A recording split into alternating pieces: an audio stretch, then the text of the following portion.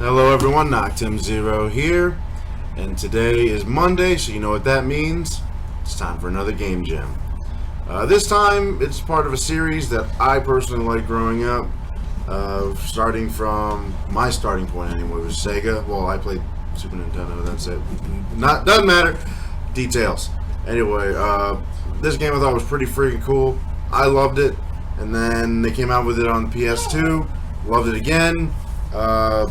Honestly, I'm hoping for something on the PS4 where it's a port or something. Really cool game. Shinobi.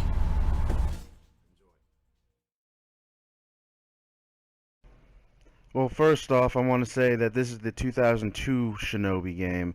I'm guessing it's more or less a pseudo remake, or if anything, a sequel, follow up, whatever. But it is the third in the series to be called simply Shinobi. And the storyline introduces a new member of the Oboro clan called Hotsuma. Not Hatsuma, like most everybody in America usually likes to say.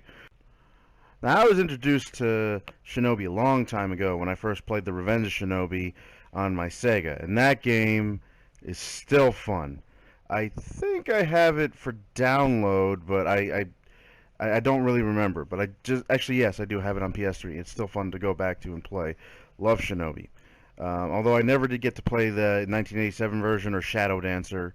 Although I did play Cyber Shinobi and Return of the Ninja Master in '93. But I mean, really, the only ones that I can recall mostly is the PS2 version, Revenge, and Nightshade. But I wasn't too big of a fan of Nightshade, honestly. Now, I remember the gameplay being rather fun. It has been a while since I've played it, but I did like the little battle system that they had going on with this game. Standard 3D hack and slash, but what made this game stand out the most was the fact that enemies who were locked onto you, you can just hit the X button, you turn right behind them, and you can slash them. It was a nice way to bypass some defenses, but I also liked that the more enemies were on screen you fought, you can pretty much one-shot them, and as you kept going with it, you'll eventually do what I believe is called Tate, or Tate, whatever. Tate. I'm just calling it Tate. Anyway, so after he sheathes the sword, which is a really cool sequence, how he just does a few random poses, sheathes the sword, and they all fall to pieces. I thought that was pretty nice. But I also like how he says certain things that, to me, makes me think of Revenge of Shinobi, especially when he says, "I shall have my revenge."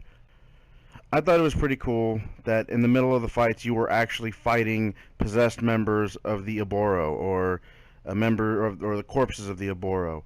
And the fact is that even though Hotsuma knew he had to kill them because they were being used against him, it was nice to see that he would apologize to them as he killed them, or like saying "forgive me," or just something. I mean, I think one time he just says "die." And that was cool, as well as he's fighting different demons other than just possessed ninjas. But still, the fights were cool. The level designs were pretty nice at the time, although it was pretty ridiculous having to cut down a helicopter with nothing but a sword. But still, pretty fun stuff. And another cool thing I thought was the bonus features, especially playing as other characters. Being able to play as Marutsune, Hotsuma's older brother, and the original Shinobi Joe Musashi.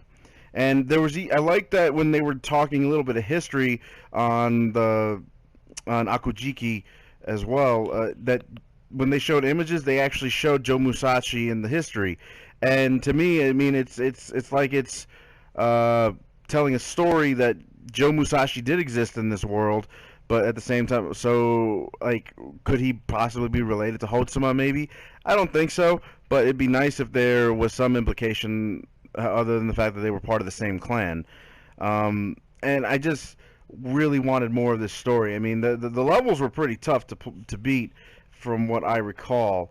And I mean, I personally preferred this over Ninja Gaiden at the time, because when Ninja Gaiden came out, and I'm a fan of both games, I'm going to tell you right now, it's just Ninja Gaiden was always supremely difficult, but Shinobi was difficult as well. It's just that I would love, I don't know, if they did some kind of crossover at some point. But I doubt they do that. But still, Ninja Gaiden and Shinobi, I feel like if they did some kind of crossover, that'd be amazing.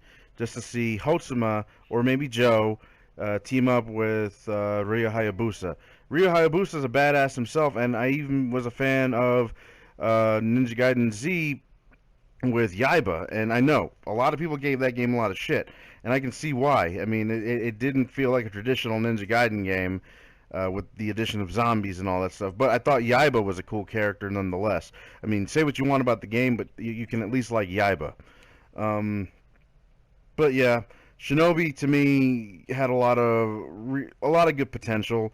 I'm sad that when they made a sequel, instead of following up with Hotsuma, because they don't really say what happened to him. I think he died, and yeah, it's cool that he is an unlockable character to play as in Nightshade, but unless I missed something, I just rather have played as Hotsuma. I don't know. I became such a fan of Hotsuma. I mean, I loved his character design. I loved his red scarf. That to me was like one of the best things ever. And I really wish that there was more done about this game. Anyway, guys, I hope you liked this little game gem that I put together. I really wanted to do so much more. I would have loved to have put Nightshade on here, maybe, but the whole point is that I didn't care for Nightshade so much as I did with 2002's Shinobi. There was so much hype for it at the time. They even had the one dude before he was Hiro Nakamura be the one kid in the arcade as well. And I thought that was a pretty nice touch. But yeah, Shinobi, a good series. I'm sad that they actually haven't revisited besides Shinobi 3D on the 3DS. I really hope that another one comes along the way at some point. Anyway, you guys take care.